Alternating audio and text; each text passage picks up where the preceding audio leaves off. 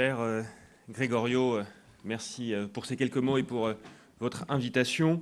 Alors je suis certes le maire de Palaiseau, mais je suis surtout ici en tant que représentant de la région Île-de-France, car je suis délégué spécial de Valérie Pécresse, en charge des questions de mobilité, mais évidemment en tant que maire de Palaiseau qui accueille sur son territoire le DigiHall, les questions d'innovation liées au cluster de Saclay me passionne au premier chef. Et j'ai beaucoup de plaisir d'être là aujourd'hui. Et je voudrais d'abord remercier tous les organisateurs, le CEA List, l'INRIA, le pôle systématique, évidemment Télécom ParisTech, qui arrivera encore plus fortement dans quelques mois maintenant sur le territoire, l'IRT System X, tous ces acteurs pour leur invitation et pour me donner l'occasion de conclure cette deuxième édition du DigiHall, qui est devenu un événement majeur dans le domaine du numérique en permettant de faire découvrir les plus grandes innovations en seulement très peu de temps, car la première édition était il y a à peine un an et qui avait déjà été un franc succès avec plus de 1200 participants de mémoire. Et je sais que l'édition 2019 sera encore plus belle, vu le nombre de personnes que je vois dans cette salle et que j'ai pu croiser dans les allées.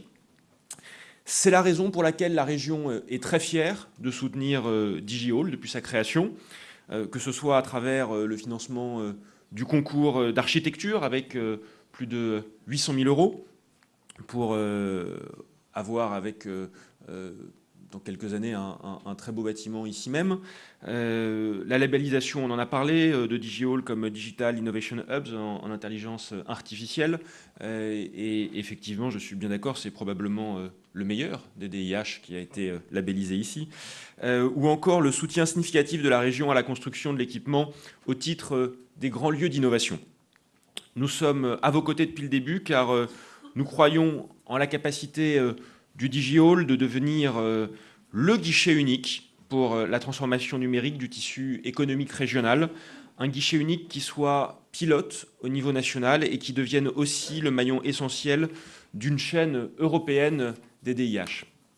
Une chose est sûre, DigiHall incarne pleinement ce que nous cherchons à mettre en place dans le cadre de la stratégie Smart Industry, comme nous l'avons appelé au Conseil régional. On avait constaté il y a quelques années, en étant élu, une forme de défaitisme face à la désindustrialisation en Île-de-France. Et il y avait peut-être des raisons qui expliquaient ça. On est dans une région marquée par un recul fort de l'emploi industriel, plus fort que dans d'autres régions, avec des délocalisations, une perte de 50% des emplois industriels sur 25 ans, ce qui revient quasiment à 16 000 emplois détruits par an. Un retard clair de modernisation de l'outil productif, des fragilités du tissu composé, on l'a dit tout à l'heure, de plein de petits établissements, et une difficulté probablement très forte en Île-de-France à concilier le maintien des activités productives et la dynamique d'urbanisation propre à l'Île-de-France. Mais non seulement on n'a pas voulu céder à ce défaitisme, mais en plus on a cru qu'il y avait un avenir pour l'industrie, la smart industrie en Île-de-France, parce qu'on a aussi des atouts exceptionnels. On est la deuxième région industrielle française, première sur l'aéronautique, première, et je sais Grégorio, vous êtes sensible à ça, sur le spatial, des très beaux fleurons comme Dassault, comme Airbus. Dans le monde, il y a un avion avec un moteur Airbus construit en Île-de-France qui décolle toutes les 4 secondes. Deuxième sur l'automobile, l'industrie chimique, l'industrie pharmaceutique. Et on rassemble les grandes filières des principaux donneurs d'ordre, Safran, Thales, PSA, Renault, je ne vais pas tous les citer parce que j'en oublierai. Néanmoins, ils sont nombreux dans les principaux donneurs d'ordre et dans la chaîne de sous-traitance. Et contrairement à une idée reçue, il n'y a pas que des fonctions de siège ou de R&D en Île-de-France, mais il reste des activités de production sur le territoire qu'on veut faire fructifier et pour que notre industrie puisse s'imposer plus encore dans la compétition mondiale. Donc c'est la raison pour laquelle nous avons lancé un plan Smart Industry qui mobilise sur 5 ans plus de 300 millions d'euros sur 3 axes que je vais me permettre de développer ici. Le premier axe qui consiste évidemment à projeter les entreprises industrielles vers l'industrie du futur. Nous avons lancé avec 2 millions d'euros et la BPI l'accélérateur Industrie Île-de-France pour permettre à des PME franciliennes à fort potentiel de bénéficier d'un accompagnement sur mesure pendant 2 ans. On a créé un club des ETI, car on sait très bien que c'est un problème français et francilien, le manque cruel d'ETI dans notre pays, et en particulier les ETI industriels. Le deuxième axe de notre stratégie, c'est de dynamiser l'image de l'industrie francilienne auprès des nouvelles générations et à l'international, avec notamment un objectif de 25 000 apprentis et 10 000 demandeurs d'emploi formés au métier de l'industrie durant ces 5 années. Et un troisième axe stratégique de la Smart Industry qui est d'attirer et de favoriser le maintien des activités industrielles, en particulier la production en Île-de-France, grâce au développement des grands lieux d'innovation dans lequel nous sommes aujourd'hui, et grâce à une politique foncière innovante et attractive. Parmi toutes les politiques d'avenir qu'un territoire peut élaborer, celle qui consiste à mettre en avant la révolution numérique au centre de ses priorités est centrale, mais je parle à une salle qui est déjà convaincue de cette question-là. C'est pour ça qu'on veut que notre région soit une métropole connectée, créative, innovante, pour en faire une région attractive. Il est indispensable de développer un terrain favorable à l'innovation, et c'est pour ça qu'on veut que l'Île-de-France soit un hub mondial de l'innovation, en soutenant les grands projets et les grands lieux d'innovation autour de technologies clés, futur vivier de la croissance, évidemment, pour la région et le pays, et pour l'emploi. La région s'est donc dotée d'un dispositif destiné à favoriser l'émergence de lieux à dimension nationale et internationale, qui intègre un ensemble de services haut de gamme, d'espaces et d'équipements mutualisés permettant aux acteurs d'une filière et d'un territoire de se rencontrer et de créer de l'innovation et évidemment de la valeur. Depuis 2017, c'est 6 millions de subventions en investissement qui ont été injectées dans de nombreux projets et dont le DGO l'a largement bénéficié. Je veux parler également de la plateforme Additive Factory Hubs du CETIM, qui est dédiée à la fabrication additive, là aussi localisée sur le plateau de Saclay et que nous avons financé à hauteur de 2,5 millions d'euros. Je pourrais citer aussi le centre d'essai des véhicules autonomes, le CEVA, qui a reçu 1 million d'euros de crédit de la région implanté sur le circuit de Linas Montlhéry en Essonne, à 20-30 km d'ici. Mais pour nous, l'accompagnement des grands lieux d'innovation, c'est un signal fort que la région politiquement veut envoyer aux acteurs de l'industrie pour attirer les talents, pour attirer les entreprises à haut potentiel, pour encourager le transfert de la recherche de pointe et de la recherche et des technologies clés dans nos entreprises. Ces lieux intègrent un ensemble de services de haut niveau, d'espaces et d'équipements mutualisés qui permet aux acteurs d'une filière ou d'un territoire de se rencontrer et de créer de l'innovation et là encore de la valeur. Vous avez compris, c'est notre motto. Car nous estimons que le rôle de la région, c'est justement de jouer ce rôle d'ensemblier qui met en relation les acteurs qui réfléchissent aujourd'hui à l'industrie de demain. Au-delà de ces grands lieux d'innovation, avec Valérie Pécresse, nous avons voulu investir massivement dans certaines technologies clés, et j'en aborderai que 2 ce matin, l'intelligence artificielle et la cybersécurité. Je n'ai pas choisi, c'était mon hasard. Nous voulons faire de l'Île-de-France la capitale de l'intelligence artificielle et de la cybersécurité en Europe. L'Île-de-France concentre des atouts majeurs de rang mondiaux pour jouer un rôle dans l'intelligence artificielle. Ça a été dit ce matin, 40% de la recherche française et de la reconnaissance internationale de la recherche française est en Île-de-France. 15 à 20% d'ailleurs de la recherche française est située sur le plateau de Saclay, là où nous sommes ce matin.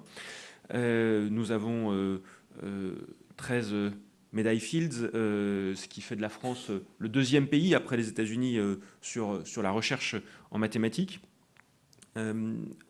L'Île-de-France est première en Europe pour les dépenses de R&D, pour les dépôts de brevets, pour les publications à caractère scientifique. Et à Paris-Saclay, nous sommes en train de faire un cluster que nous allons, si on en croit les classements et les analyses de nos amis américains, dans les 8 plus gros clusters mondiaux pour l'innovation. L'Île-de-France compte plus de la moitié des 500 entreprises et équipes de recherche françaises spécialisées dans l'intelligence artificielle, ce qui est évidemment énorme. On pourrait citer Criteo, on pourrait citer Atos, Thales, mais ils sont évidemment nombreux.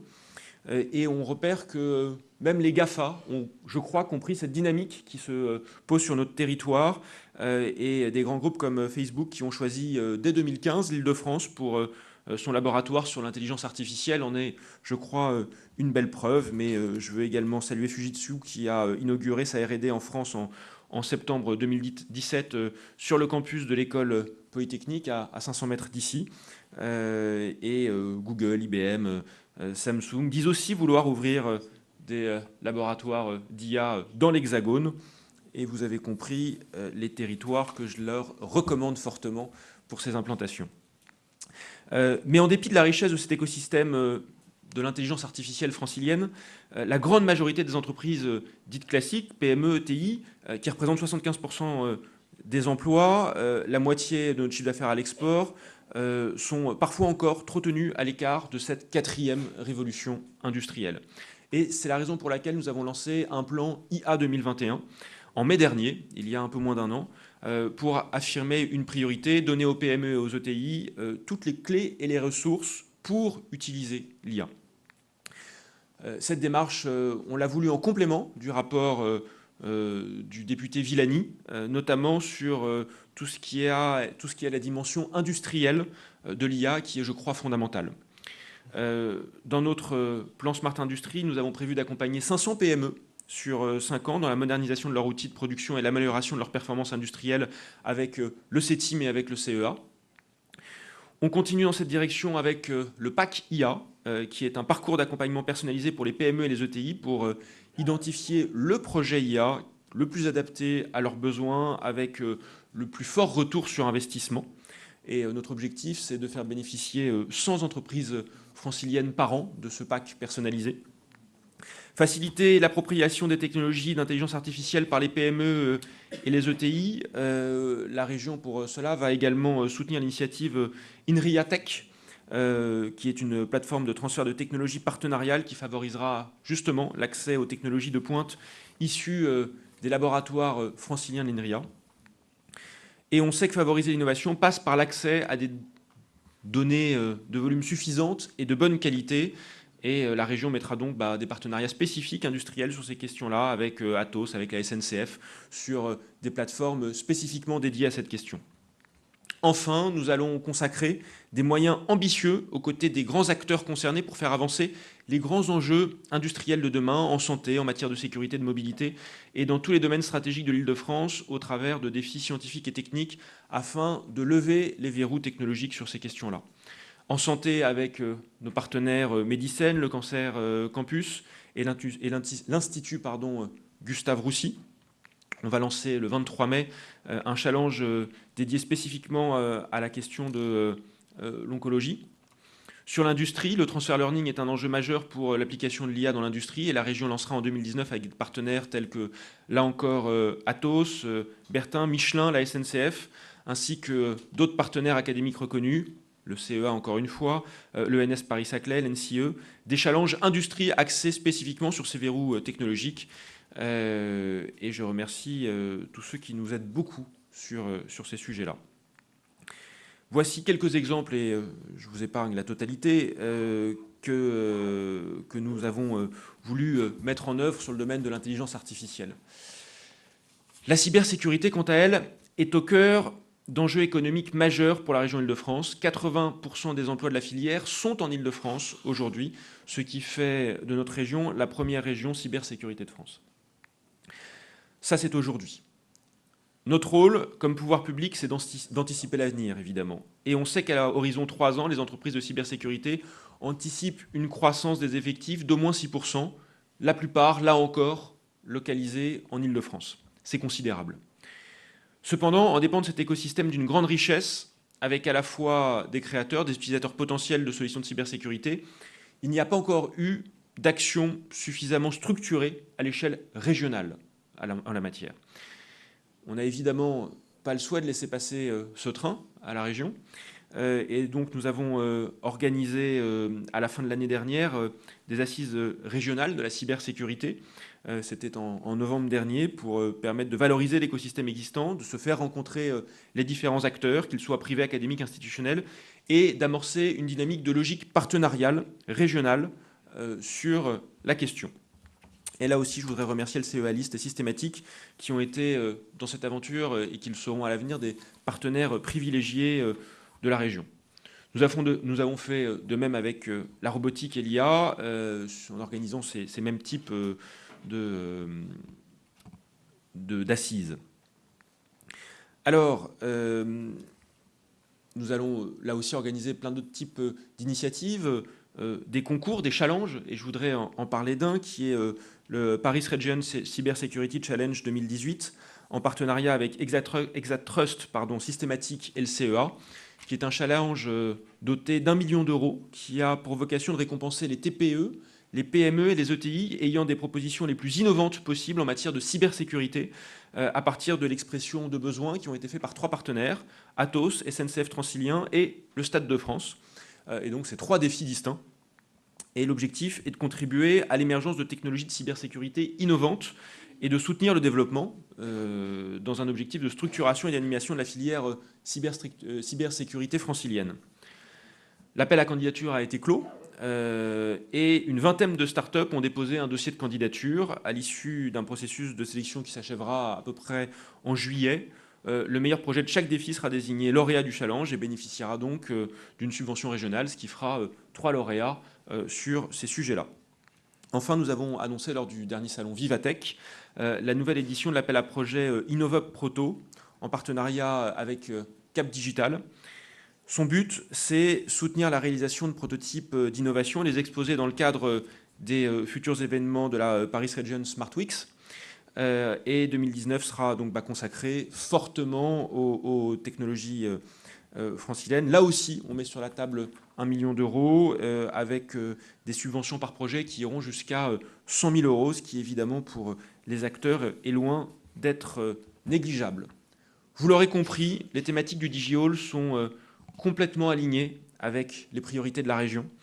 Et si nous croyons énormément dans le projet DigiHall, c'est que cette communauté interdisciplinaire d'acteurs de la recherche, de l'éducation, du transfert de technologie, entièrement dédiée à la recherche et à l'innovation autour du CEA, du pôle systématique région, de l'INRIA, l'Institut Mines Télécom, l'IRT Systemix et l'Université Paris-Saclay, a vocation à devenir un lieu emblématique, visible, reconnu dans le monde comme le porte-étendard du savoir-faire technologique de l'Île-de-France en intelligence artificielle. Félicitations encore pour tout ce que vous faites, l'ensemble des acteurs, ce que vous faites ensemble notamment. Félicitations encore pour être un des Digital Innovation Hubs sélectionnés au niveau européen. Je veux le redire, mais c'est vraiment une grande fierté pour vous tous, dont vous pouvez vous réjouir, dont la région se réjouit. Vous l'avez compris, vous pourrez compter sur la région Île-de-France pour continuer à vous accompagner dans cette très belle aventure, à la fois locale, le maire de Palaiseau que je suis ne peut pas vous dire le contraire, mais surtout internationale. Merci beaucoup.